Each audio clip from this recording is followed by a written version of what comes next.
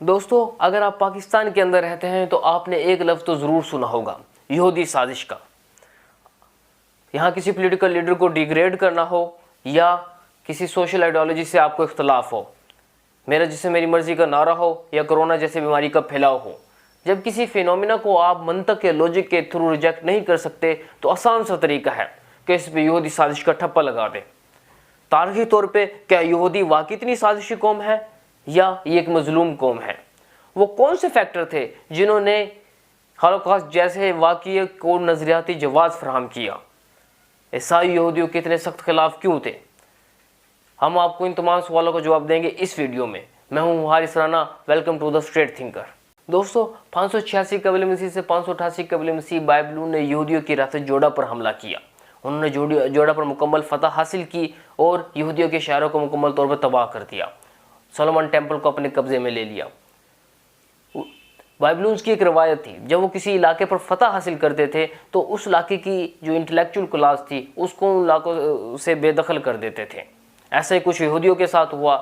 شکست کھانے کے بعد یہودی پوری دنیا میں پھیل گئے۔ ان میں سے کچھ مشرق وسطیٰ میں چلے گئے، کچھ یورپ میں چلے گئے اور کچھ رشیا کی طرف ہجرت کر گئے۔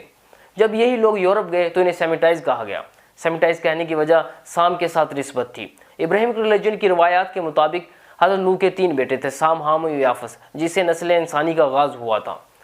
تو سام سے نسبت کی وجہ سے انہیں سیمیٹائز کہا گیا۔ یورپ کے جو مقامی لوگ تھے وہ جنٹائل تھے، اور یہ جو جنٹائل تھے یہ مائیگریٹڈ یہودیوں سے علاقائی تعصب کی وجہ سے نفرت کرتے تھے، کیونکہ وہ انہیں کمتر مخلوق سمجھتے تھے۔ بات صرف جغرافیائی تعصب کی نہیں تھی، بات کچھ مذہبی وجوہات بھی تھی جس کی وجہ سے جو یورپ کے لوگ تھے وہ یہودیوں سے نفرت کرتے تھے۔ اس میں سے ایک یہ تھا کہ جب عیسیٰ علیہ السلام کی کروسیفیکیشنز ہوئی تھی تو اس وقت بیزنٹین امپائر، رومی امپائر کی حکومت تھی، لیکن بعد میں ایک رومن بادشاہ قسطنطین نے عیسائیت کو قبول کر لیا اور یورپ میں عیسائیت کی ترویج میں اہم کردار ادا کیا۔ یہودی جب یورپ پہنچے تو اس وقت پوپ جو تھا وہ ایک بہت بڑی بھیانک اور ایک عظیم قوت تھا یورپ کے اندر۔ Pope church, Catholic church Europe کا 1/3 حصہ جو تھا اس کو اون کرتا تھا، اور اس کے علاوہ حکومتی معاملات میں بھی اس کا بہت زیادہ عمل دخل تھا۔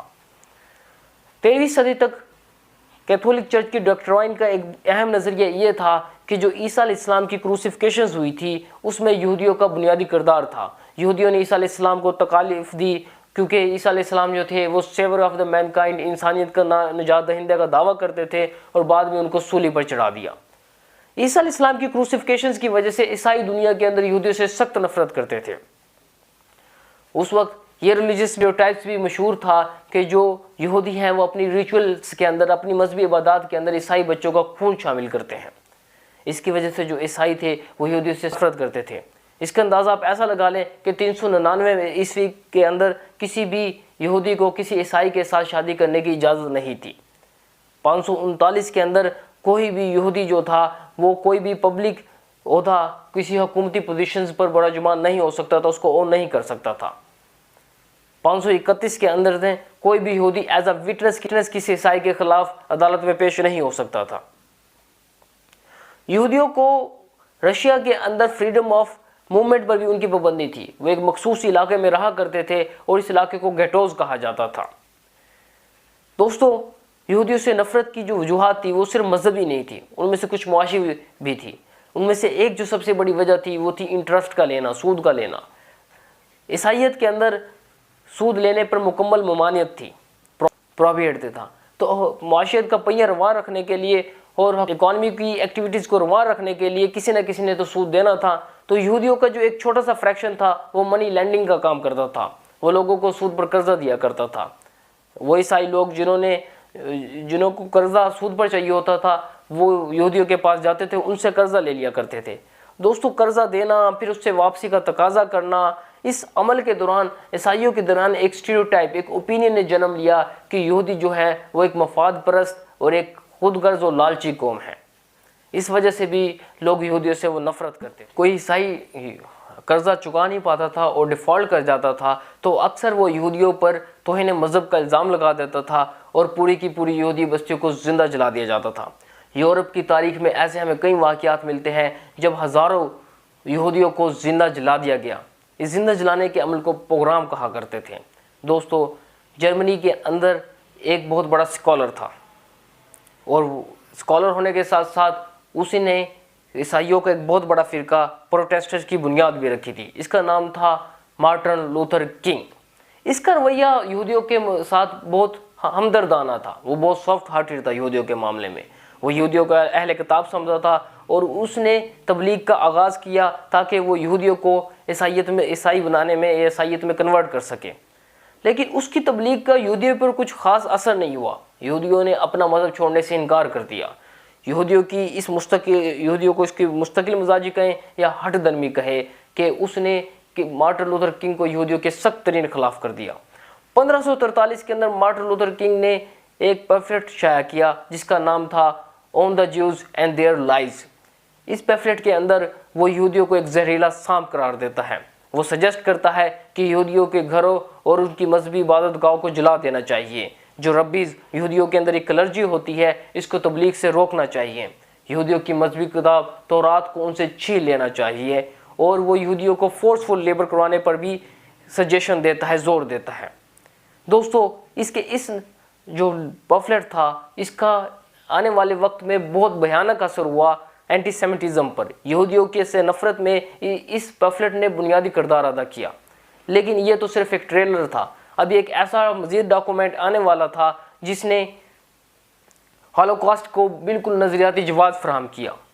وہ ڈاکومنٹ کیا تھا؟ 1903 کے اندر ایک نیا ڈاکومنٹ شائع ہوتا ہے، پروٹوکول ایلڈر آف دا زیوس۔ یہ جو ڈاکومنٹ تھا، ایک روسی جاسوس تھا جس نے اس کو پبلش کیا تھا۔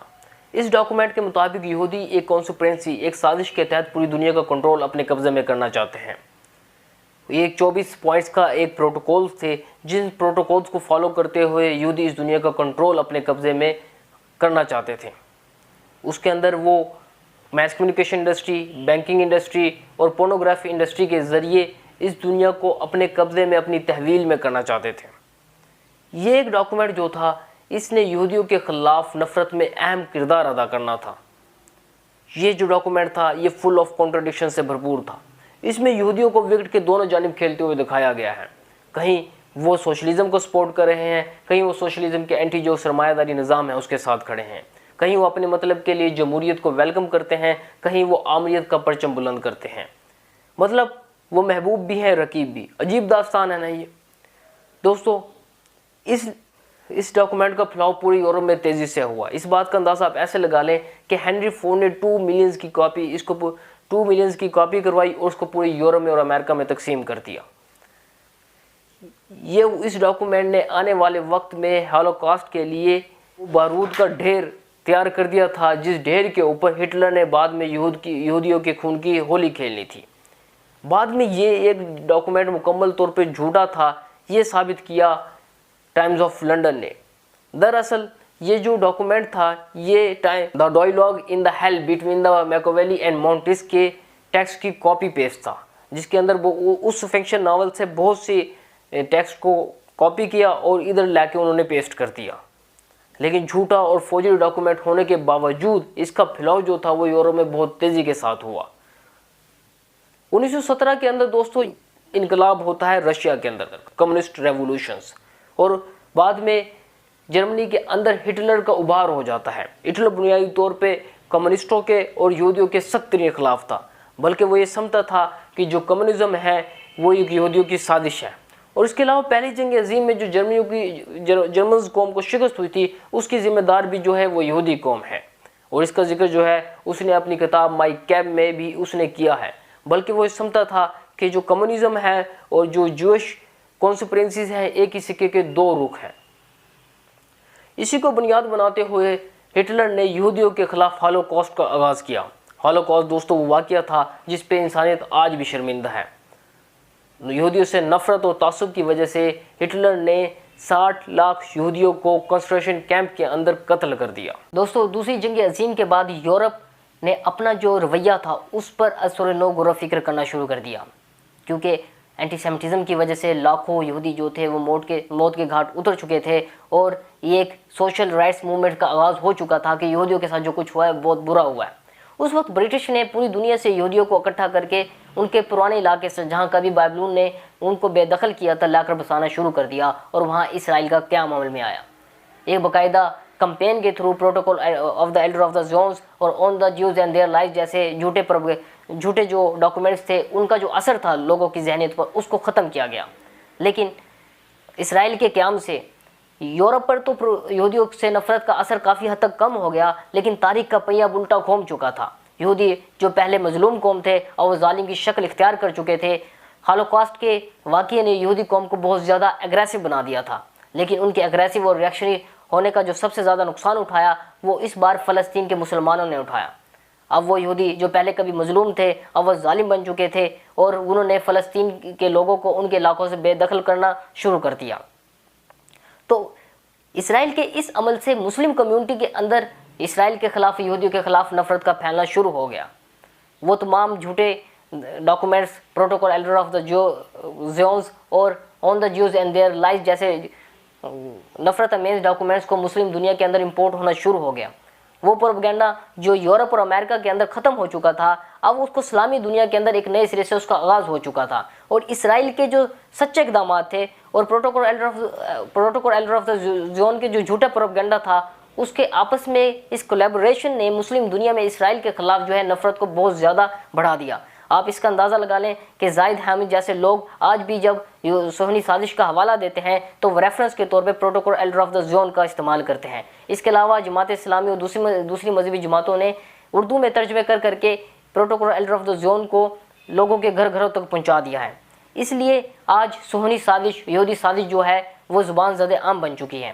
لیکن دوستو، کسی بھی مذہب کو، کسی بھی فینومنا کو سمجھنے کے لیے ہم ایک سسٹمیٹیکل سائنٹیفک اپروچ کا استعمال کرنا چاہیے، نہ کہ ہم جذبات کی روح میں بہتے ہوئے کسی قوم سے اندھا دھند نفرت کرنا شروع کر دیں اور اپنی خامی اور کوتاہیوں کو ذمہ داری بھی کسی دوسری قوم پر ڈال دیں.